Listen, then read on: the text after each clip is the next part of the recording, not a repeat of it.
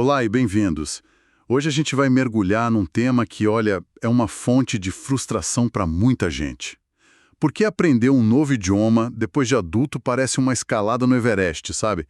Enquanto uma criança de 5 anos parece que absorve uma segunda língua só de ouvir um desenho animado. A gente fica se perguntando, será que eu fiquei menos inteligente? Falta esforço?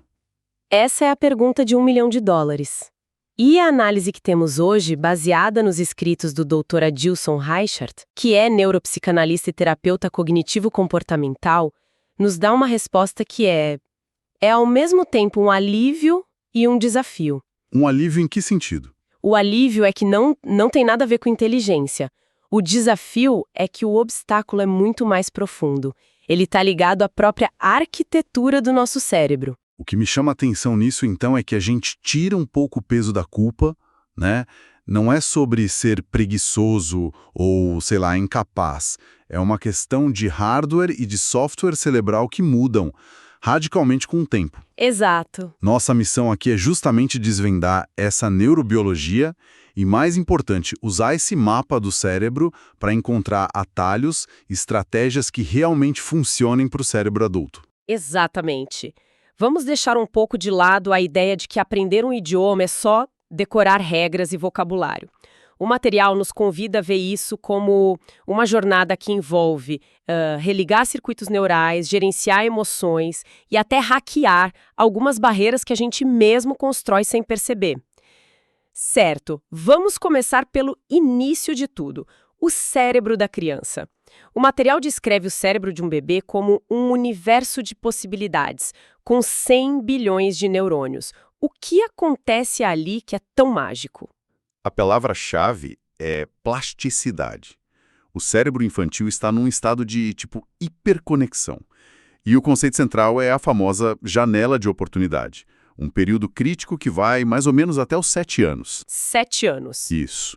E o ponto crucial é que a criança não estuda um idioma, ela o adquire. É um processo de imersão total, onde a linguagem não é separada da experiência. E tem um detalhe nos textos que é simplesmente alucinante. A ideia de que um bebê, nos primeiros meses de vida, consegue processar e distinguir os sons de todas as línguas do mundo. O exemplo do bebê japonês que diferencia perfeitamente o som do R e do L. Nossa, é incrível. Porque é uma habilidade que a maioria dos adultos falantes de japonês simplesmente não tem mais. Como que isso se perde? É um processo fascinante de otimização cerebral.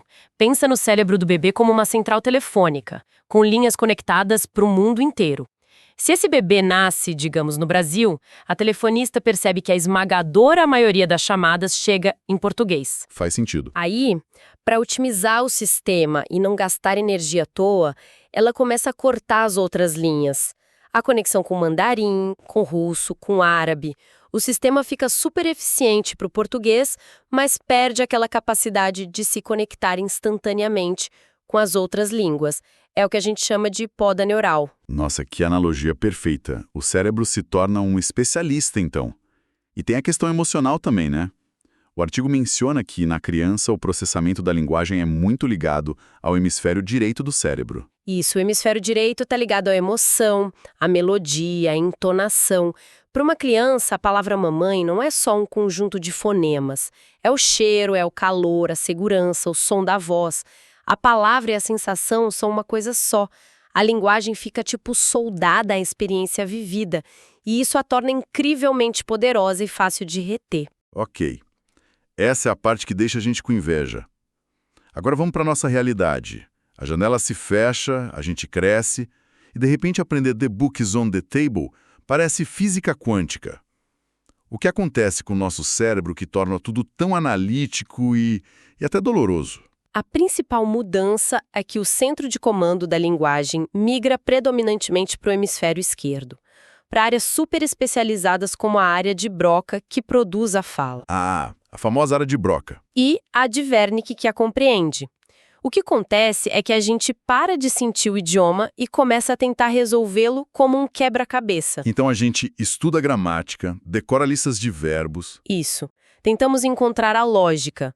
Perdemos aquela absorção intuitiva, holística. É aqui que a coisa fica irônica. O artigo fala de um conceito que chama de a maldição do córtex pré-frontal. Espera um pouco. Então você está dizendo que a mesma parte do cérebro que me ajuda a planejar meu dia, a tomar decisões racionais, é a que me sabota quando eu tento falar throughout.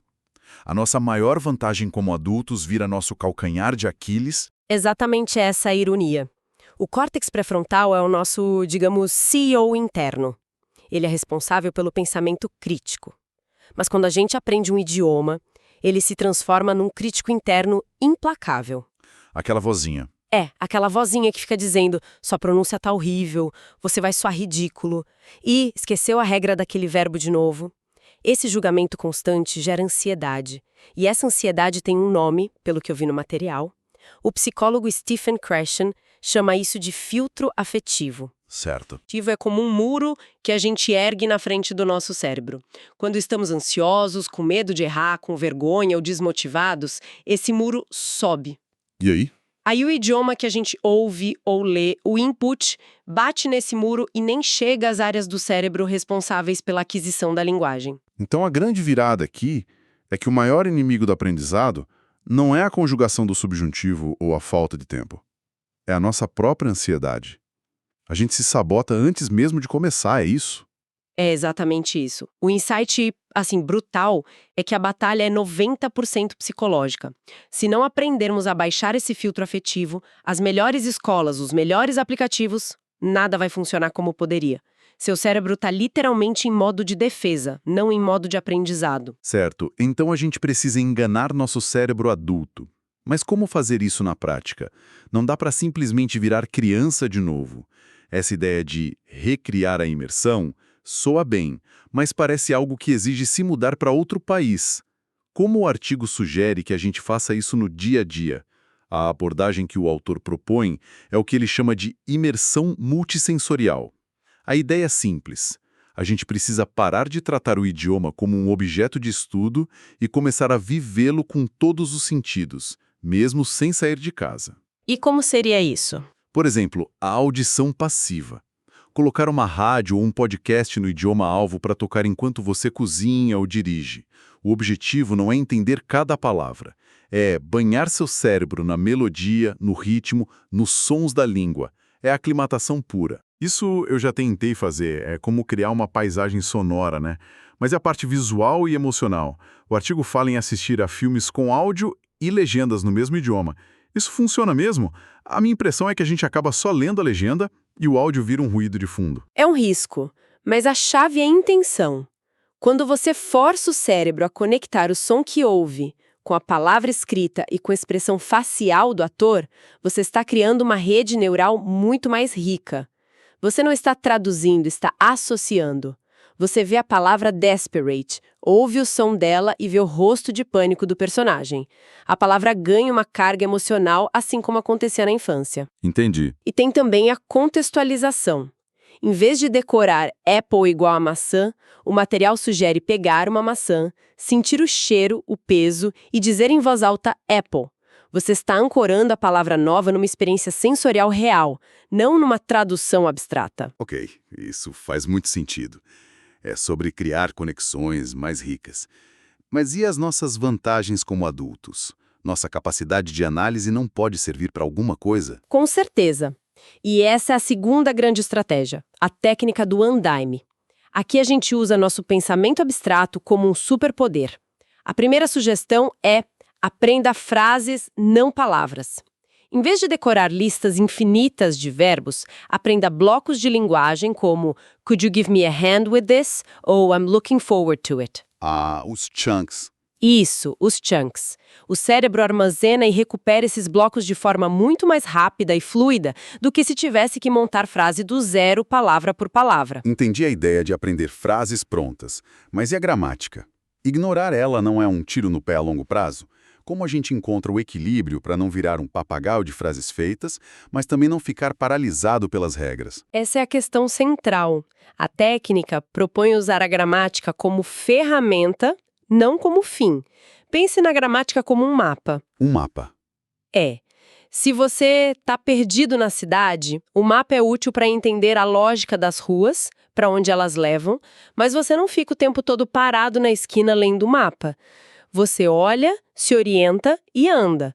A gramática serve para isso, para você identificar padrões e entender por que a estrutura é daquele jeito. Ela te dá clareza. O problema é quando a gente transforma um mapa no destino final e tem medo de dar um passo sem checar cada regra. Aí vem a paralisia por análise. Exato. Gostei da analogia do mapa. É uma mudança de mentalidade fundamental. Mas tudo isso ainda é sobre técnica.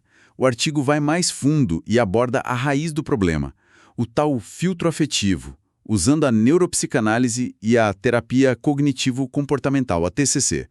Como elas entram nessa história? Elas são as ferramentas para desmontar o muro emocional, para calar o crítico interno. A abordagem neuropsicanalítica, segundo o texto, é um mergulho mais profundo. Primeiro, ela propõe a prática da autocompaixão. Entender que quando você erra uma pronúncia, não é um sinal de fracasso. É um sinal de que seu cérebro está trabalhando, tentando criar uma nova rota neural. O erro é o som do aprendizado acontecendo. Literalmente. E também nos convida a entender o porquê do medo, né? Como assim? A exploração do inconsciente. Ela pergunta: qual é o medo real por trás do medo de errar? É medo de ser julgado, de parecer menos inteligente, de ser rejeitado pelo grupo? Trazer esses medos para a consciência já diminui o poder que eles têm sobre nós. E por fim, e talvez o mais importante, é ressignificar o objetivo. Mudar o foco. Isso. Sair do modo preciso ser perfeito e entrar no modo eu quero me conectar. O objetivo da linguagem não é a perfeição, é a comunicação.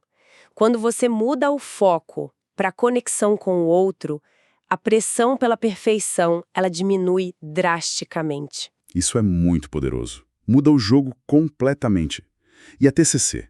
Ela parece ser mais pé no chão, mais focada em ações práticas. Sim, a TCC nos dá a caixa de ferramentas para reprogramar os pensamentos na prática. O processo é muito estruturado. Primeiro, identificar os pensamentos automáticos negativos. É se tornar um detetive da sua própria mente. É pegar no flagra aquele pensamento: eu nunca vou aprender isso, ou se eu tentar falar, vou fazer papel de bobo. Ok, identifiquei o pensamento. E depois? O segundo passo é questionar esse pensamento, colocá-lo no banco dos réus. Eu nunca vou aprender. Isso é 100% verdade? Ué, mas eu já aprendi a dizer bom dia e a pedir um café. Então a premissa de que nunca vou aprender já é falsa. É confrontar a generalização. Qual a pior coisa que pode acontecer se eu errar? A pessoa vai rir? Ou ela provavelmente vai apreciar meu esforço e me ajudar? E, por fim, vem a parte prática, a exposição gradual. Exposição gradual, isso só um pouco intimidador. Mas a ideia é o contrário. Pense em ir para academia. Ninguém começa a malhar levantando 100 quilos no supino. Você começa com um peso que aguenta. Certo. No idioma é a mesma coisa. O seu supino de 100 quilos pode ser ter uma conversa filosófica com um nativo num bar. Mas o seu exercício de 5 quilos pode ser falar sozinho no espelho, depois usar um aplicativo de conversação por 5 minutos, depois mandar uma mensagem de áudio para um amigo gringo. Cada pequeno passo bem-sucedido vai construindo confiança e mostrando para o seu cérebro que o monstro não é tão feio assim. Entendi. Então é um processo duplo. A neuropsicanálise ajuda a gente a entender a raiz emocional do bloqueio, o porquê do medo, enquanto a TCC nos dá os exercícios práticos para construir novos hábitos. O como superar isso. Elas se complementam. Perfeitamente. Uma cuida da estratégia emocional de longo prazo, a outra te dá as táticas para vencer as batalhas do dia a dia. Juntas, elas são uma força poderosa para desmontar aquele filtro afetivo. Uau! Então, no fim das contas, a jornada para aprender um novo idioma na vida adulta é muito menos sobre decorar verbos e muito mais sobre se permitir ser vulnerável, curioso e imperfeito de novo. É quase como uma reeducação emocional e social. Exatamente. É sobre resgatar um pouco daquela criança que a gente foi, sabe? aquela que explorava o mundo sem o peso do julgamento, que caía e levantava sem se sentir um fracasso. A grande conclusão do material é que, ao aprender uma nova língua com essa abordagem, não estamos apenas destravando uma nova forma de comunicação com o mundo, mas talvez uma nova forma de nos comunicarmos com nós mesmos, superando medos e inseguranças que vão muito além do idioma. Isso nos deixa com uma reflexão final, que transcende o aprendizado de línguas. O material todo fala sobre se permitir a vulnerabilidade e a curiosidade. Então, a provocação que fica é: para além de um idioma, que outra habilidade que a gente considera infantil, como a criatividade sem filtros ou a alegria de tentar algo novo sem medo de errar, poderíamos resgatar como adultos para enriquecer outras áreas da nossa vida?